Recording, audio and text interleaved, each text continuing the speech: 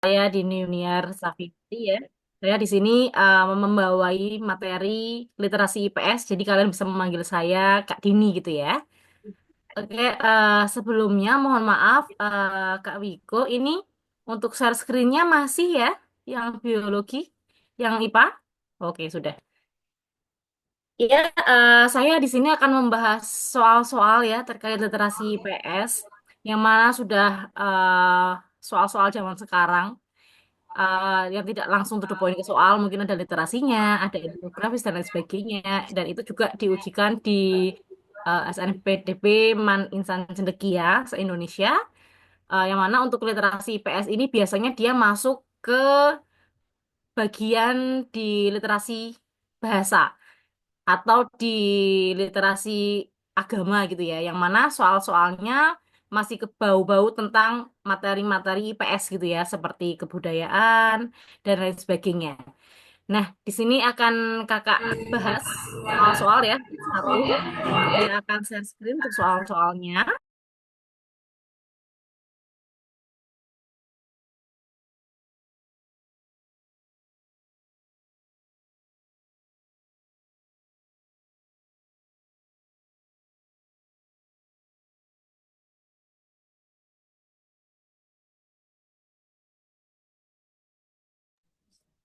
Kak Dini suaranya masih Maaf suaranya Kak.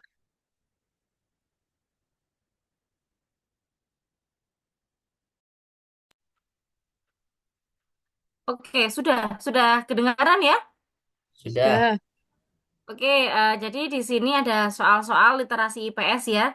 Ini berarti dari tadi nggak kedengaran suaranya ya? Atau baru aja? baru. Oh, baru. Oke, oke. Baru-baru. Oh, yaudah. Sip. Jadi ini kita akan bahas soal-soal literasi IPS. Oke, soal yang pertama, soal nomor 16. Di sini ada ilustrasi ya. Jadi kalian diminta untuk memperhatikan ilustrasi atau gambar yang ada di depan kalian ini, yaitu gambar apa sih ini tuh ya? Nah, ketika ada gambar kalian nggak usah kelamaan ya. Kalian ketika menyikapi soal seperti ini, kalian tidak usah kelamaan mengamati gambar. Kalian harus baca dulu soalnya, langsung baca soal aja. Nah, di sini ada soal ya. Jadi berdasarkan gambar tersebut, dampak interaksi di media sosial ditunjukkan oleh pernyataan. Nah, baru dari setelah kalian membaca pertanyaannya, kalian boleh mengamati si gambar ini. Tapi ingat ya, waktunya nggak banyak nanti ketika mengerjakan. Jadi kalian harus langsung fokus. Ini tuh gambar apa sih? Nah, di sini ada tulisan hoax, ada tulisan hoax juga ini ya, hoax, dan juga gambar-gambar media sosial, yang mana dari gambar-gambar atau ilustrasi tersebut kita bisa memilih jawaban yang benar ya, terkait dengan dampak interaksi di media sosial. Apakah yang A, berkembangnya media sosial berpotensi menyebarkan disinformasi dalam masyarakat? Apakah B, berkembangnya media sosial berpotensi mengubah pola interaksi antar individu? Apakah yang C, berkembangnya media sosial berpotensi memperkuat solidaritas antar individu? Atau D, berkembangnya media sosial berpotensi menyebarkan informasi secara cepat? Gambar ini, ketika kalian melihat gambar, pasti sangat terganggu ya. Maksudnya sudah diganggu oleh tulisan hoax. Yang mana hoax ini adalah pemberitaan yang tidak benar. Jadi, dampak dari ilustrasi ini kira-kira yang mana nih? Apakah yang A, B, C, atau D? Silakan boleh dinyalakan. Yang Apa A ini? ya. Jadi, disinformasi itu adalah kesalahan informasi ya, yang sama juga misinformasi ya, miskom gitu juga, misinformasi itu juga kesalahan informasi. Nah, hoax ini adalah maksud dari si disinformasi ini. Jadi, dengan berkembangnya media sosial berpotensi menyebarkan disinformasi dalam masyarakat. Ini sangat mencolok sekali ya tulisan hoax. Jadi kalian nggak usah ragu-ragu, oh ini isinya tentang disinformasi medsos gitu ya. Oke, kita lanjut ke soal nomor Berikutnya, berdasarkan data dari BPS, Badan Pusat Statistik ya, menunjukkan bahwa sektor yang memiliki kontribusi tinggi, paling tinggi dalam pendapatan nasional Indonesia pada tahun 2018 adalah sektor industri. Adapun sektor lain yang memiliki kontribusi lebih dari 10% adalah sektor perdagangan, konstruksi, dan pertanian. Berdasarkan pernyataan tersebut, manfaat perhitungan pendapatan nasional adalah, ada yang tahu manfaat dari perhitungan pendapatan nasional itu yang mana? Apakah yang A, membandingkan kemajuan ekonomi antar negara? Apakah yang B, mengetahui struktur perekonomian suatu negara atau daerah? Ataukah C, menjadi sumber informasi bagi pemerintah dalam menetapkan pajak? Atau D, mengetahui perkembangan perekonomian dari tahun ke tahun? Kira-kira dari konteks bacaannya ini, jawaban yang benar adalah, ada yang tahu? Oke, kalau tidak tahu, kakak di sini punya pembahasannya. Saya share screen untuk pembahasannya dulu.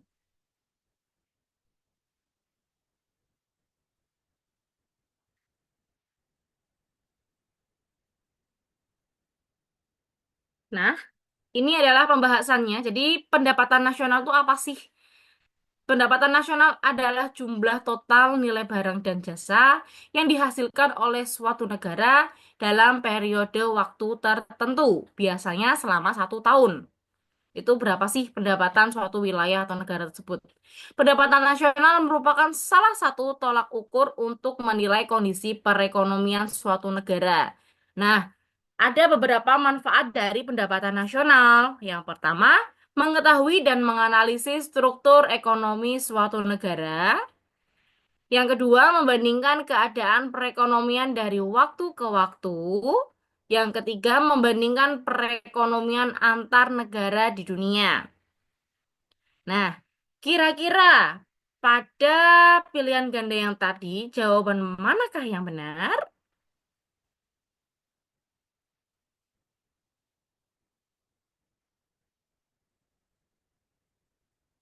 Kira-kira yang mana nih? Yang sesuai dengan konteks ini. Kita mengetahui bahwa kontribusi tertinggi ya pendapatan nasional Indonesia pada tahun ini adalah sektor industri. Berarti jawabannya adalah D. yang Yang D. yang B. B ya, yang B B. ya. Oke, B. Mengetahui struktur perekonomian suatu negara. Coba saya bold dulu. Jadi, jawaban D ini juga merupakan manfaat dari pendapatan nasional. Tapi, konteksnya beda dengan soalnya. Kalau jawaban yang D ini, biasanya kita akan ditujukan yang namanya, dilihatkan yang namanya grafik.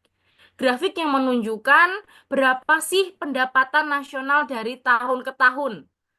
Atau ada urean yang menceritakan tahun sekian pendapatannya sekian, tahun sekian pendapatannya sekian. Nah, dari situ berarti jawabannya yang ini, mengetahui perkembangan perekonomian dari tahun ke tahun. Tapi karena ini dia membahas sektor-sektornya, berarti ini kaitan dengan struktur perekonomiannya. Dari mana saja sih, bagaimana gitu ya. Ini berarti yang B, gitu ya. Oke, kita lanjut ke soal berikutnya.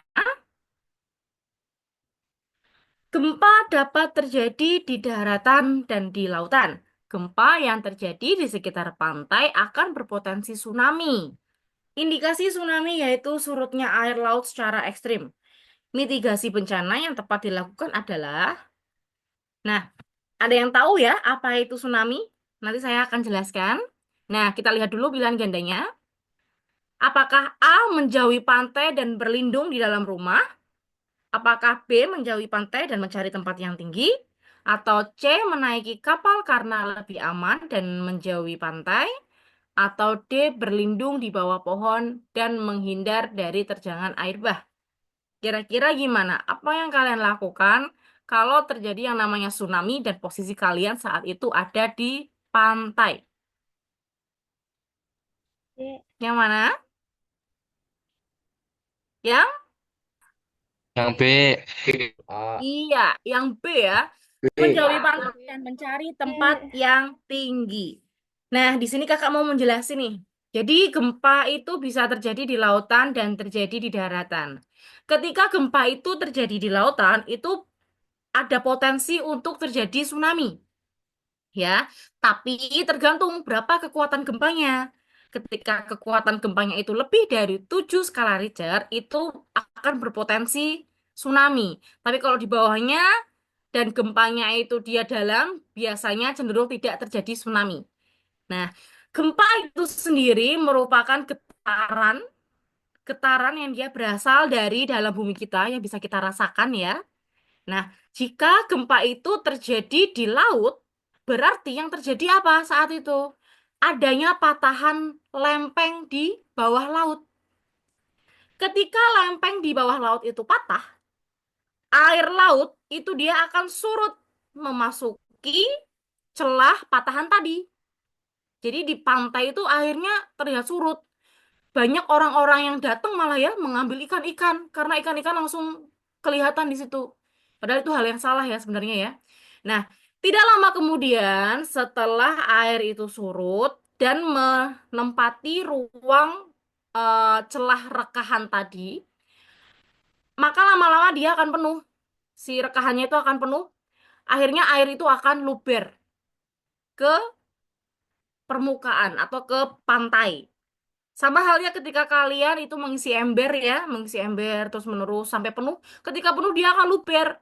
Nah, airnya pantai itu dia akan luber ke wilayah pantai dan terjadi yang namanya gelombang tsunami. Itu peristiwa terjadinya tsunami. Itu ya. Nah, jadi kalau saat itu terjadi tsunami, posisi kalian berada di pantai, alangkah baiknya kalian itu langsung lari ke tempat yang lebih tinggi. Agar apa? Agar selamat dari terjangan gelombang air laut. Kalau kalian berlindung di dalam rumah, itu bisa roboh rumahnya, kena hantaman gelombang air laut. Jadi itu tidak aman. Yang paling aman adalah mencari tempat yang tinggi, gitu ya. Nah, kalau misal kalian eh, dapat informasi ada terjadi gempa tsunami, sedangkan kalian itu posisinya ada di tengah laut, kira-kira apa yang akan kalian lakukan? Kalau di tengah laut gimana? Ya kalian tetap stay aja di tengah laut, jangan malah mendekati pantai. Kalau kalian mendekati pantai, justru akan mendekati yang namanya bahaya. Jadi, ketika gempa tsunami itu terjadi ya, kalian yang berada di tengah laut itu eh, hampir tidak merasakan yang namanya terjadi tsunami. Karena apa? Gelombang air laut ketika semakin lautnya itu semakin dalam, gelombangnya itu akan semakin kecil. Jadi efek atau pengaruh dari gelombang air laut itu sangat kecil. Sehingga mungkin tidak dapat dirasakan oleh kalian yang saat itu berada di tengah laut. Saat menumpangi apa namanya? Kapal gitu ya. Nah, jadi seperti itu. Nah, kalau gempanya itu terjadi di daratan, nah, misal nih, kalian saat gempa di daratan, kalian tuh berada di dalam kelas. Apa yang kalian lakukan? Ke kelas, Ke kelas. Kalau lari gempanya ke terjadi di kelas, kelas, hah? Lapang, lapangan. Oh iya, bagus. Kalian lari ke lari lapangan keluar, nih. lari keluar. Iya. Kalau kalian berada di kelas atau di dalam bangunan, itu alangkah baiknya kalian segera lari menuju ke lapangan. Karena apa? Di lapangan itu nggak ada bangunan, jadi resiko untuk kalian tertimpa bangunan itu tidak ada gitu ya ketika berada di lapangan. Nah, tapi dalam prosesnya ketika kalian mau lari nih dari kelas ke lapangan, kalian harus melindungi kepala kalian, jangan lupa. Kalian lindungi kepala kalian agar dia tidak terkena runtuhan-runtuhan bangunan. Bisa menggunakan tas, bisa menggunakan alat-alat yang keras gitu ya. Karena apa kalau kepala kalian kena runtuhan bangunan, nanti kalian menjadi nggak sadar, jadi pingsan, malah akan terjadi menjadi korban gitu ya. Jadi seperti itu. Ketika kalian berada di dalam kelas, kalian alangkah baiknya langsung keluar kelas gitu ya, ke tempat lapang.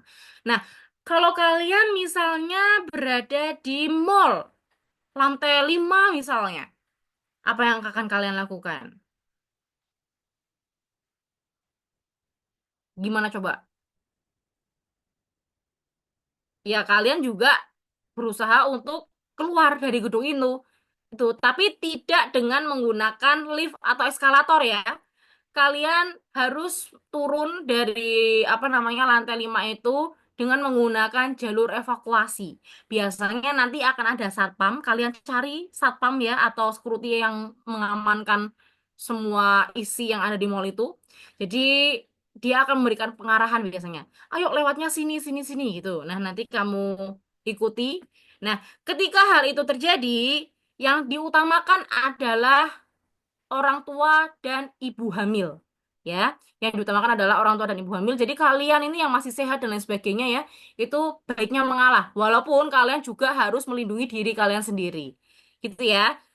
Seandainya nih kalian ada di sebuah gedung di lantai 2, kalian tidak memungkinkan untuk turun ke bawah. Apa yang kalian lakukan? Berlindung di bawah meja. Ya, berlindung di bawah meja, menunggu keadaannya itu sudah apa namanya kondusif ya, baru kalian keluar ke lapangan. Gitu ya. Satu lagi, ketika terjadi gempa di daratan dan posisi kalian sedang menaiki mobil, ya, di jalan nih, kalian harus gimana tuh? Turun ya, turun. Keluar dari Iya, betul sekali. Turun keluar dari mobil, kalian lari ke tempat yang lapang, yang mana di atasnya itu nggak ada kaca, nggak ada bangunan, nggak ada tiang listrik, ya. Itu adalah tempat yang aman untuk apa namanya melindungi diri dari peristiwa terjadinya gempa. Gitu ya. Berarti jawaban yang nomor 18 ini adalah yang B. Kita lanjut ke soal nomor 19. Tenaga endogen menyebabkan perubahan kenampakan di permukaan bumi. Fenomena berikut yang menunjukkan aktivitas tenaga endogen adalah tenaga endogen itu apa sih? Tenaga endogen adalah tenaga yang dia berasal dari dalam bumi. Jadi bumi kita itu dia terus bergerak, ya. Bergerak, pergerakannya terjadinya munculnya fenomena-fenomena alam ya, kayak gunung, lembah, air terjun dan lain sebagainya itu dipengaruhi oleh unsur-unsur atau tenaga yang berasal dari dalam bumi dan juga yang dari luar bumi.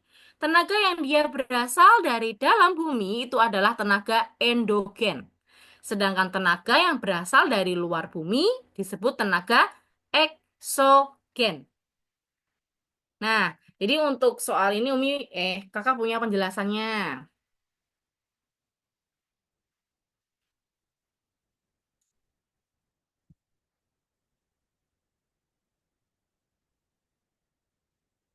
Nah, di sini ada beberapa aktivitas akibat dari tenaga endogen. Ada 3 ya. Ada gempa bumi, ada vulkanisme, dan ada tektonik lempeng atau tektonisme. Nah, gempa bumi ya yang tadi kakak jelasin ya, pergerakan lempeng atau getaran-getaran dari lempeng kita maupun aktivitas gunung yang bisa kita rasakan di permukaan bumi. Getaran-getaran itu dia berasalnya dari dalam bumi kita. Karena di dalam bumi kita itu ada unsur cair ya, yang mana dia akan menggerak-gerakkan yang namanya lempeng bumi. Bumi kita ada 3 lapisan, lapisan inti bumi, mantel bumi, dan juga kerak bumi. Nah, untuk tenaga endogen ini bisa kita rasakan di kerak buminya, atau kita di permukaan bumi juga bisa merasakannya gitu ya. Gempa tadi ya, gempa adalah pergerakan lempeng atau getaran-getaran yang bisa kita rasakan. Kemudian kalau vulkanisme itu adalah aktivitas keluarnya magma dari dalam bumi ke permukaan. biasanya melalui gunung berapi gitu ya. Jadi ada aktivitas vulkanik. Aktivitas vulkanik itu akan menghasilkan yang namanya lava, abu, gas, serta akan mempengaruhi iklim. Jadi kalau misal kalian melihat gunung meletus, nah itu namanya peristiwa vulkanisme. Ketika gunung api itu meletus, dia akan mengeluarkan apa? Akan mengeluarkan magma. Magma yang dia sampai ke permukaan bumi namanya lava. Kemudian lava bercampur dengan hujan, itu namanya lahar. Lahar ada lahar dingin, ada lahar panas. Bedanya apa? Kalau lahar dingin, dia sudah bercampur dengan air hujan. Kalau lahar panas, dia terdiri dari lava, kemudian yang mengalir melewati area-area yang dia lewati selain air hujan. Itu ya, itu lahar panas. Kemudian ada abu vulkaniknya juga ya. Ada juga gas-gasnya. Material gas ini adalah nama lainnya material ekshalasi. Sedangkan material padat itu nama lainnya adalah eflata. Eflata itu kayak pasir, batu gitu ya. Sedangkan gas itu adalah gas, misal fumarol, gas uap air, ada gas belerang, terus ada gas, asam arang, itu juga bisa kalian jumpai di gunung berapi. Gas-gas itu sebenarnya sangat berbahaya ya, bisa membuat sesak nafas ya, sehingga beresiko untuk kematian. Makanya hati-hati ketika kalian naik gunung misalnya, gitu ya. Kemudian yang ketiga adalah tektonisme atau tektonik lempeng ya. Jadi pergerakan lempeng yang mana yang membentuk benua dan samudra. Jadi proses ini juga bisa menyebabkan pembentukan palung pegunungan dan lain sebagainya. Gerakan lempeng gitu ya. Lempeng itu ada di kerak benua maupun kerak samudra, di kerak bumi gitu ya. Itu lempeng. Nah, hanya tiga ini ya untuk tenaga endogen. Sedangkan kalau untuk tenaga eksogen masih banyak lagi, mungkin di kesempatan lainnya nanti akan kakak jelaskan lagi. Oke, kita langsung kembali lagi ke soal yang tadi. Berarti yang mana ya? Yang masuk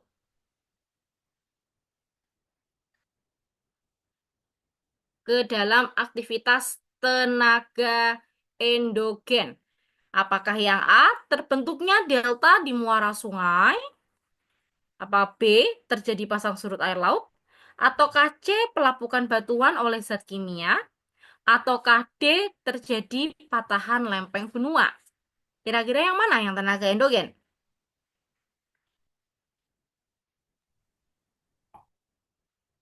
Yang D ya, oke. Yang D nih, terjadi patahan lempeng atau tektonisme. Itu adalah aktivitas tenaga endogen. Jadi kalau ini yang A nih, terbentuknya delta di muara sungai. Delta di muara sungai ini dia pengaruhnya karena unsur dari luar bumi atau eksogen. Karena air gitu ya. Terus kalau misal pasang surut air laut, ini juga kan di luar bumi ya, di luar yang apa namanya di luar bumi itu jadinya.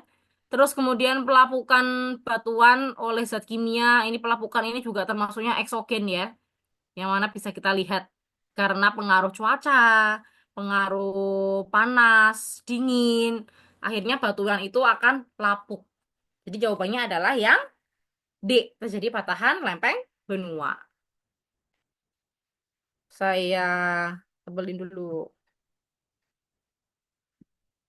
Oke, lanjut ke soal nomor 20. Di sini ada infografis ya, yang mana infografisnya kok banyak tulisan. Nah, ingat ketika ada soal seperti ini, kalian langsung fokus baca pertanyaannya. Berdasarkan informasi tersebut, faktor penyebab perpindahan ibu kota negara Indonesia sebelum reformasi adalah, reformasi itu tahun berapa ya? 19 berapa ya? Loh, nggak ada suaranya. 1998. Iya, betul. Jadi masa reformasi adalah 1998. Yang diminta ini adalah faktor penyebab perpindahan ibu kota sebelum masa reformasi. Kita lihat yuk. Nah, di sini ada tahun-tahunnya nih. Berarti ini sesudah reformasi ya ini ya, 2019 ya. Nah, yang atasnya ini, oh ternyata ini sebelum reformasi semua. Berarti kita baca ya. Kira-kira penyebabnya apa sih kok ibu kota negara itu pindah-pindah gitu ya? Sejarah perpindahan ibu kota negara Indonesia. Presiden ke-7 RI Joko Widodo atau Jokowi telah mengumumkan lokasi pasti dari wilayah ibu kota Indonesia. Nah, poin yang pertama, tanggal 4 Januari tahun 1946, ibu kota itu yang semula di Jakarta, dia pindah ke Yogyakarta. Karena apa? Akibat Jakarta saat itu diduduki oleh sekutu dan Belanda atas nama Nica. Jadi, karena diduduki sekutu, akhirnya pindahlah itu ibu kota ke Yogyakarta, gitu ya. Kemudian di tanggal 19 Desember 48, dari ibu kota dari Jogja tadi ya, pindah ke Bukit Tinggi. Karena apa? Karena saat itu Jogja diserbu oleh agresi militer Belanda. Soekarno-Hatta itu ditangkap dan diasingkan ke Bangka. Menteri Kemakmuran Syarifuddin Prawiranegara membentuk pemerintahan darurat Republik Indonesia atau PDRI di Bukit Tinggi. Jadi ini penyebabnya kenapa pindah ke Bukit Tinggi gitu ya. Kemudian yang ketiga, ini masih sebelum reformasi ya. Dari Bukit Tinggi pindah lagi ke Yogyakarta. Jadi saat itu Soekarno-Hatta itu bebas dari pengasingan Syarifuddin Prawiranegara. eh, Bebas dari pengasingan. Kemudian Syarifuddin Prawiranegara membubarkan PDRI secara resmi pada tanggal 13 Juli 49. Yogyakarta kembali menjadi ibu kota Republik Indonesia Serikat atau RIS. Nah, karena alasan ini ya dari Bukit Tinggi pindah ke Yogyakarta. Bukit Tinggi itu di Sumatera ya, di Padang. Di sana juga ada makam Soekarno katanya. Terus nomor yang ke-14, 17 Agustus 49, dari Yogyakarta pindah lagi ke Jakarta. Saat itu, RIS dibubarkan, Jakarta menjadi ibu kota RI secara de facto. De facto, jadi secara mendadak gitu ya. Nah, kemudian pada tanggal 28 Agustus 61, Jakarta menjadi ibu kota RI secara de jure menurut PP nomor 2 tahun 61 dan UU nomor 10 tahun 64.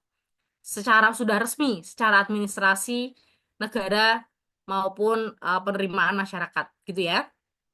Nah, berarti kira-kira apa nih? Nggak usah dibaca berarti yang ini ya, karena yang ditanyakan hanya yang sebelum reformasi gitu ya. Nah, berarti yang ini yang mana nih jawab penduduk? Ledakan penduduk itu adalah meningkatnya jumlah penduduk secara berlebihan dalam eh, in- apa namanya? Intensitas yang tinggi gitu ya. Itu ledakan penduduk, meningkatnya jumlah penduduk yang sangat berlebihan. Kemudian ada stabilitas keamanan ya, stabilitas keamanan, stabil atau tidak saat itu keamanannya gitu ya. Kemudian daya dukung ekonomi, biasanya karena sumber dayanya ya. Kemudian ada kerusakan lingkungan, misal ada kebakaran hutan atau gimana. Nah, kira-kira yang sesuai dengan infografis tadi yang mana ya? Yang B. Iya, betul sekali. Karena faktor stabilitas keamanan. Di sini udah ada nih tertera nih di sini nih. Karena saat itu Jakarta diduduki sekutu, berarti kan nggak aman ya.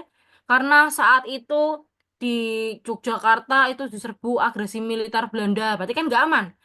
Ini juga dan yang ini juga karena tidak aman atau karena faktor stabilitas keamanan. Kita mencari wilayah yang aman untuk dijadikan sebagai ibu kota. Gitu ya. Oke, kita lanjut ke soal nomor 21. Pada saat ini, tayangan televisi sudah sangat beragam. Setiap stasiun televisi berusaha membuat tayangan-tayangan unggulan yang memiliki rating tertinggi. Pada akhirnya, tim kreatif di setiap stasiun televisi akan bekerja keras untuk menggali ide kreatif dan inovasi dalam setiap acara yang dibuat. Dari ilustrasi di atas, permasalahan ekonomi yang muncul adalah, jadi permasalahan ekonomi itu biasanya akan muncul ketika sumber dayanya terbatas, sedangkan manusia itu kemauannya tidak terbatas. Maka akan muncul yang namanya permasalahan ekonomi. Gitu ya. Nah, kira-kira yang sesuai dengan konteks pertanyaan di atas, ilustrasi di atas ya, itu yang mana nih?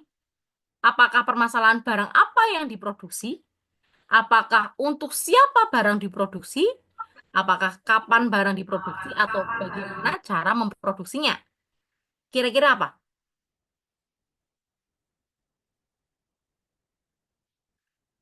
Di sini setiap stasiun televisi berusaha membuat tayangan-tayangan unggulan yang memiliki rating tinggi. Akhirnya tim kreatif bekerja keras untuk menggali ide sama inovasinya. Kira-kira muncul pertanyaan, permasalahan ekonomi di sini jadi apa pertanyaannya? Tentang tayangan yang Yang kayak apa sih? Hah? yang D. Yang D? Di sini kan masalahnya kan karena bosen sama tayangan televisi ya itu-itu aja gitu ya. Jadi kira-kira yang mana? Yang bikin kita penasaran, yang bikin kita itu selalu ingin menambah. Kira-kira apa? A. D. A ya, oke ya A. Siapa? Oh, Barang apa yang diproduksi? Tayangan-tayangan apa sih yang diproduksi? Nah itu ya maksudnya yang A itu. Jadi yang A. Jadi tayangan apa ya yang diproduksi yang membuat manusia itu, oh oke nih sesuai dengan keinginanku gitu ya. Oh ini ide kreatif yang kayak apa? Inovasi yang kayak apa? Nah pertanyaan apa ini muncul di opsi yang A. Gitu ya. Kita lanjut ke soal nomor berikutnya. Inflasi ada kalanya berdampak negatif bagi sekelompok orang, namun sebaliknya juga bisa memberi dampak yang positif bagi seorang penabung dalam bentuk uang tunai. Inflasi bisa menimbulkan dampak, yakni kira-kira dampak inflasi apa? Sebelum kakak kasih tahu ya inflasi itu apa gitu. Nah, mungkin ada yang mau nebak nih jawabannya yang mana nih? Apakah yang A? Negatif karena nilai uang yang disimpan atau diterima akan berkurang daripada sebelum terjadi inflasi. Atau B, positif karena nilai uang yang disimpan atau diterima akan meningkat daripada sebelum terjadinya inflasi. Atau yang C, positif karena peningkatan inflasi akan mengikuti kenaikan harga yang membuat kebutuhan orang akan uang tetap juga meningkat. Atau yang D, positif karena nilai tabungan akan meningkat saat terjadi inflasi. Ada yang bisa jawab dulu?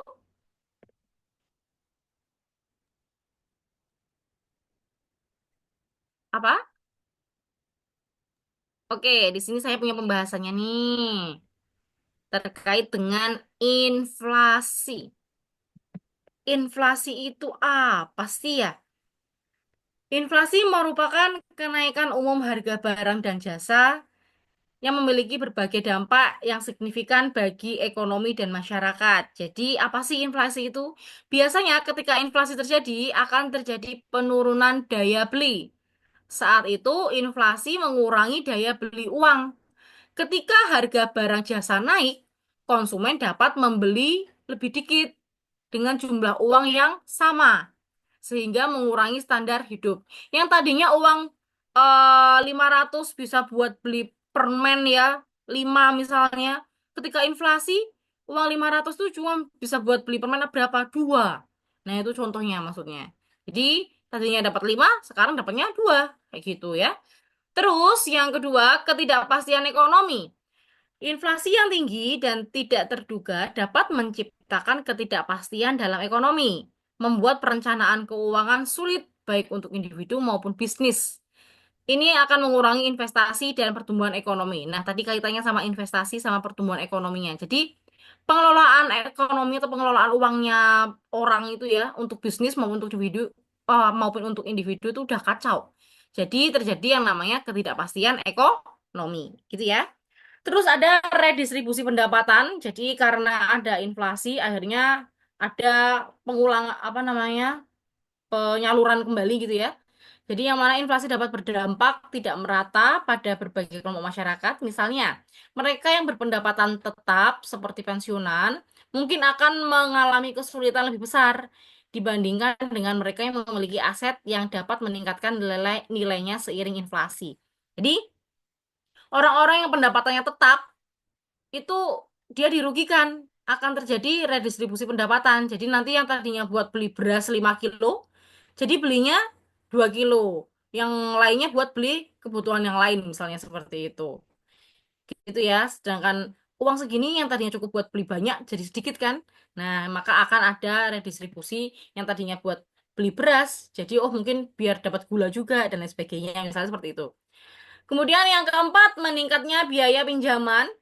Jika inflasi tinggi, bank sentral cenderung menaikkan suku bunga untuk mengendalikan inflasi. Ini membuat pinjaman menjadi lebih mahal yang dapat menghambat investasi dan pengeluaran. Jadi sebenarnya ini diuntungkan ya, si apa banknya itu menguntungkan dirinya sendiri gitu ya. Dia langsung menaikkan suku bunga. Maka bagi peminjam itu dia akan kewalahan gitu ya. Jadi akan berpengaruh di sini. Terus dampak pada tabungan. Inflasi dapat merugikan tabungan karena nilai real dari simpanan berkurang seiring waktu. Orang mungkin lebih cenderung menghabiskan uang mereka daripada menyimpannya, yang bisa mengganggu akumulasi modal. Karena inflasi harga barang mahal gitu ya. Kita butuh, akhirnya kita milih untuk beli dibanding untuk menabung gitu ya. Terus ada indeksasi, jadi beberapa kontrak atau gaji mungkin diindeksasi untuk mengimbangi inflasi yang dapat menyebabkan spiral inflasi di mana kenaikan upah mendorong harga kenaikan lebih lanjut gitu ya, adanya indeksasi. Kemudian ada dampak global, inflasi di suatu negara dapat mempengaruhi ekonomi global, termasuk nilai tukar dan perdagangan internasional, karena perubahan harga dapat mempengaruhi daya saing suatu negara. Ini yang sering ya, yang paling kelihatan banget lah yang di dampak globalnya gitu ya. Nah, berarti jawaban yang benar yang mana ya?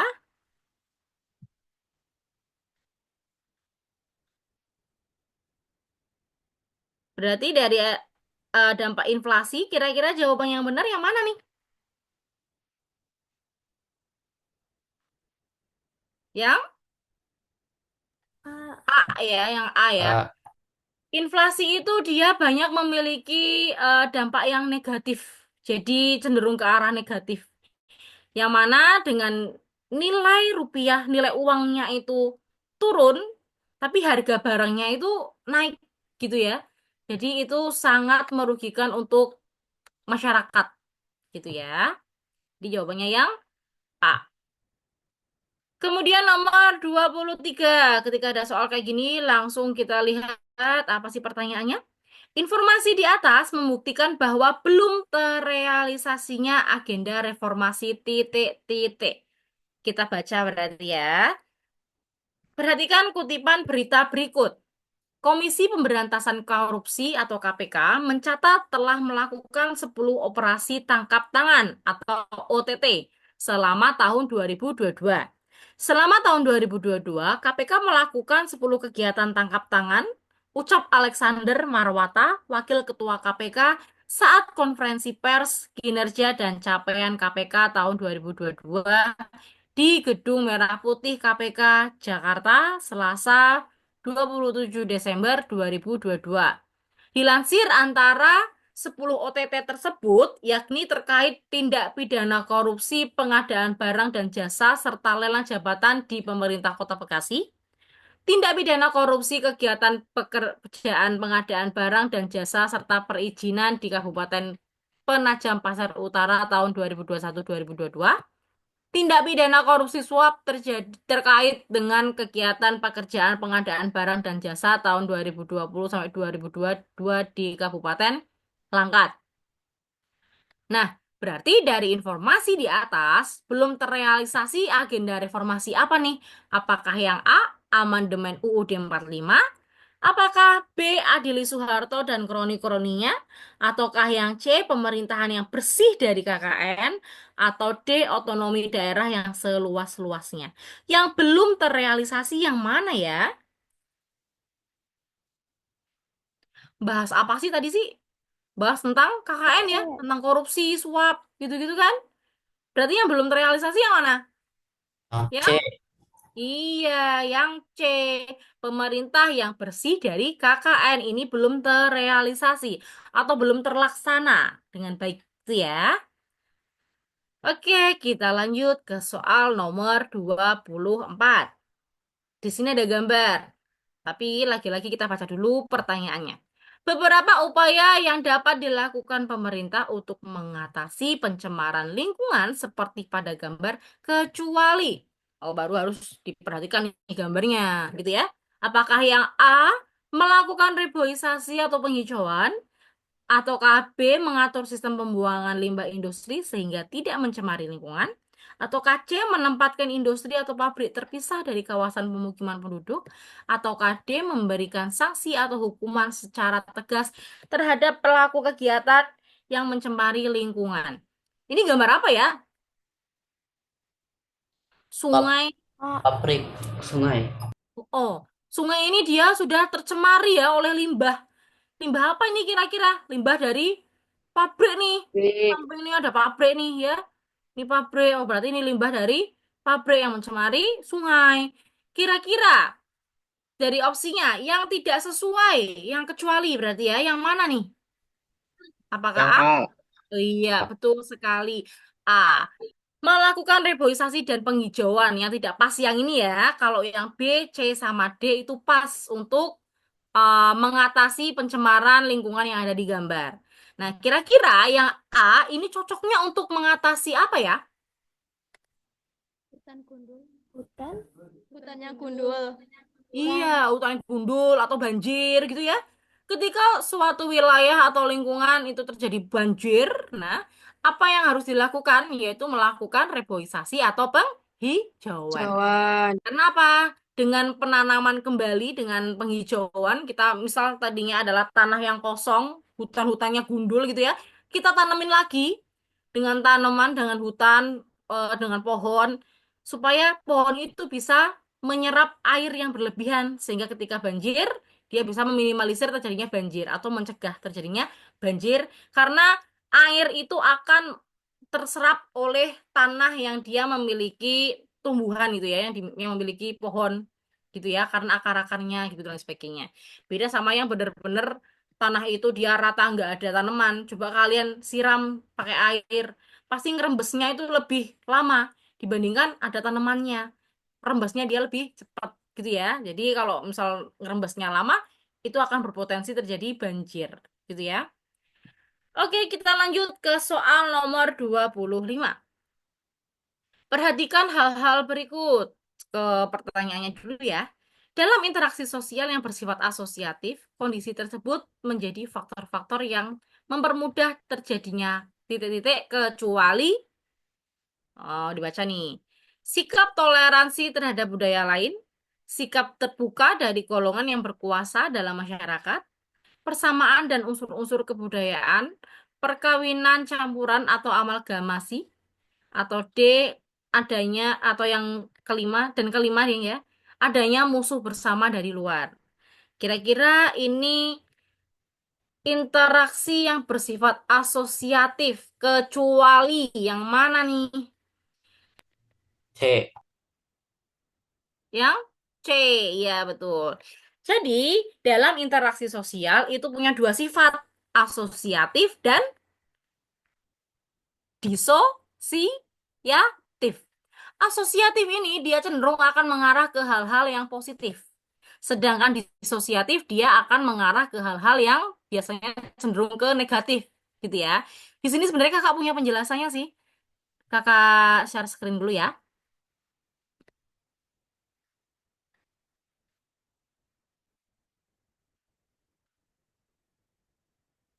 Nah, di sini ada macam-macam bentuk interaksi sosial yang mana sifatnya adalah asosiatif ya, seperti kerjasama, kooperasi, akomodasi, asimilasi, akulturasi, jaringan sosial, yang mana untuk interaksi sosial bersifat asosiatif ini merujuk pada hubungan sosial yang mengarah pada kerjasama dan juga saling membantu antara individu maupun kelompok. Jadi mendukung adanya interaksi, itu yang bersifat asosiatif. Sedangkan yang bersifat disosiatif, dia merujuk pada hubungan atau komunikasi antar individu yang cenderung memisahkan atau saling mengasingkan satu sama lain. Jadi tidak malah membuat kedekatan, tali persaudaraan. Ini kebalikannya kalau disosiatif itu. Contohnya, ketidakpedulian, pengasingan sosial, komunikasi minimal, penggunaan teknologi, persaingan, dan lain sebagainya. Nah, mungkin akan kita bahas sedikit ya. Jadi, kerjasama itu di sosial, apa namanya, interaksi sosial asosiatif nih ya. Kerjasama itu adanya posisi proses di mana si individu atau kelompok itu melakukan kerjasama untuk mencapai tujuan. Itu namanya kerjasama. Seperti dalam proyek kelompok atau organisasi. Kemudian ada kooperasi ya, suatu bentuk interaksi di mana dua pihak atau lebih saling membantu dalam menyelesaikan tugas atau untuk mencapai tujuan. Contohnya, kerjasama dalam kegiatan komunitas rame-rame gitu ya. Komunitas berarti macam-macam bidang gitu ya. Terus akomodasi, proses penyesuaian di antara pihak-pihak yang berbeda untuk mengurangi konflik dan menciptakan keharmonisan. Jadi seperti mediasi gitu ya. Terus ada lagi asimilasi. Asimilasi itu apa? Proses di mana kelompok-kelompok dari budaya yang berbeda saling berinteraksi dan mengadopsi unsur-unsur satu sama lain sehingga terjadi pengurangan perbedaan budaya. Jadi ada lagi akulturasi. Interaksi antara dua budaya yang berbeda di antara masing-masing pihak saling mempengaruhi dan mengadopsi unsur-unsur budaya satu sama lain tanpa kehilangan budaya asli. Jadi kalau A plus B sama dengan B, itu yang A plus B sama dengan C, itu yang asimilasi atau akulturasi? A plus B sama dengan C. Berarti itu yang Asimilasi. asimilasi. Kalau akulturasi, A plus B sama dengan AB, gitu ya. Oke, itu cara menghafalnya, biar kalian nggak lupa. Terus ada lagi jaringan sosial. Hubungan yang terbentuk di antara individu atau kelompok yang saling mendukung dan berbagi sumber daya, informasi, dan kesempatan. Itu jaring sosial. Jadi kayak sosial media gitu ya, sebenarnya dia memberikan kesempatan untuk saling berkomunikasi atau berinteraksi gitu ya. Sedangkan yang interaksi disosiatif itu sikap ketidakpedulian, acuh tak acuh gitu ya. Jadi cuek nggak urusan gitu ya. Tuh. Kemudian ada pengasingan sosial. Itu bagi individu ada yang memilih untuk menghindari interaksi dengan orang lain. Mungkin karena dia memiliki pengalaman negatif sebelumnya atau ketidaknyamanan dalam situasi sosial. Mungkin dia pernah melakukan kesalahan gitu ya. Jadi dia memilih untuk melakukan pengasingan sosial. Itu namanya pengasingan sosial namanya. Terus ada komunikasi minimal. Interaksi yang terbatas seperti hanya memberikan jawaban singkat atau menghindari percakapan yang lebih dalam. Jadi komunikasi seperlunya aja. Misal dipanggil, "Hai Kak Dini, hai," udah gitu aja, nggak balas manggil, nggak balas nanya gitu ya. Itu namanya komunikasi minimal. Terus penggunaan teknologi. Jadi penggunaan media sosial atau aplikasi komunikasi itu juga bisa menyebabkan disosiatif loh ya. Misalnya apa? Ketika kalian bertemu sama teman kalian, misal lama nggak ketemu ya karena mondok ya, pas ketemu berdua, masing-masing malah mainan HP. Nah, itu salah satu interaksi disosiatif dari penggunaan teknologi. Jadi malah fokus ke HP-nya, nggak fokus ke interaksinya, gitu ya. Kemudian ada lagi persaingan. Nah, ini paling mencolok ya. Jadi dalam beberapa konteks, interaksi disosiatif bisa memunculkan akibat persaingan, permusuhan, konflik gitu ya, di mana individu lebih fokus pada kepentingan pribadi daripada membangun hubungan sosial yang positif. Nah, ini namanya persaingan. Oke, itu tadi yang interaksi sosial yang sifatnya asosiatif dan disosiatif. Berarti benar ya, tadi jawabannya adalah yang persaingan karena dia merupakan interaksi sosial yang sifatnya disosiatif.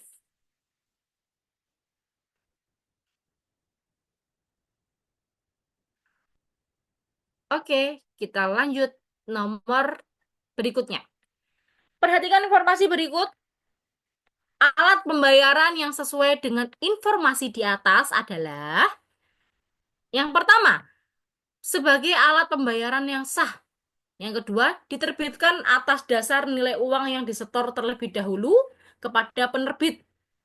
Yang ketiga, nilai uang disimpan dalam suatu media seperti server atau chip.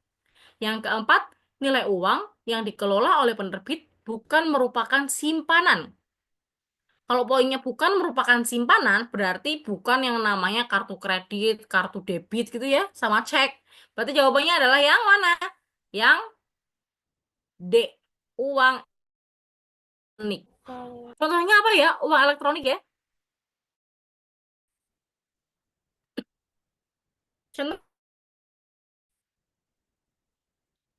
Brizi, itu pakai Brizi, kemudian ada etol gitu. Contoh dari uang elektronik. Ada juga yang namanya wallet itu seperti Shopee, itu e-wallet, dompet digital, gitu ya. Oke, kita lanjut ke soal berikutnya supaya selesai nih. Hubungan kerjasama antara Indonesia dan Kroasia mengalami peningkatan dalam 5 tahun terakhir. Pada tahun 2017, Indonesia mengekspor minyak, produksi perikanan, kertas, sabun, kopi, teh, tekstil, produk kulit, dan elektronik ke Kroasia. Sementara itu, Kroasia mengekspor produksi kimia, produk farmasi, bahan pupuk, tembakau, kayu, dan mesin-mesin kereta api. Kerjasama tersebut menunjukkan globalisasi berdampak positif bagi Indonesia di bidang ekonomi, yaitu yang mana nih yang di bidang ekonomi? Apakah A, meningkatkan jumlah tenaga ahli dari Indonesia? Apakah yang B, mempermudah saluran distribusi produk dalam negeri? Ataukah C, mengenalkan budaya kedua negara melalui program bersama? Ataukah D, memperkuat hubungan bilateral melalui diplomasi parlemen? Jawabannya yang ekonomi, yang mana yang di bidang ekonomi? Yang B. Iya, yang B, mempermudah saluran distribusi produk dalam negeri. Kalau yang A ini apa? Bidang apa ini yang A?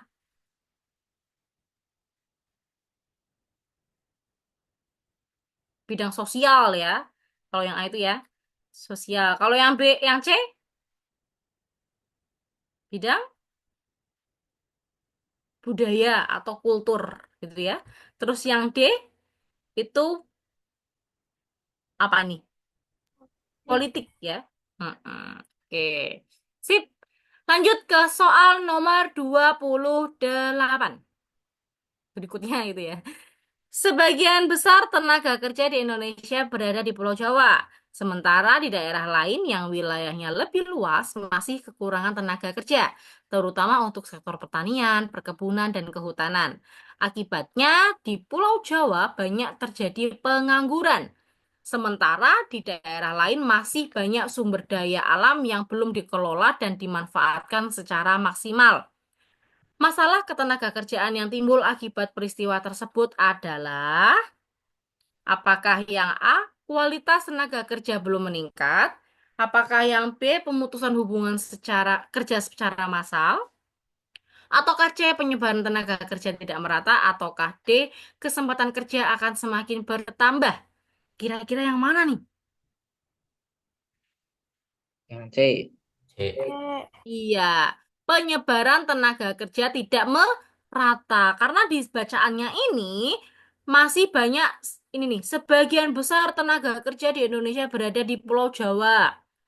Sedangkan di daerah lain yang luas masih kekurangan tenaga kerja. Oh, berarti penyebaran atau persebaran tenaga kerjanya tidak rata. Karena masih banyak yang di Jawa, yang di luar Jawa itu sedikit-sedikit. Jadi mereka butuh tenaga kerja, gitu ya. Oke, berarti jawabannya yang C.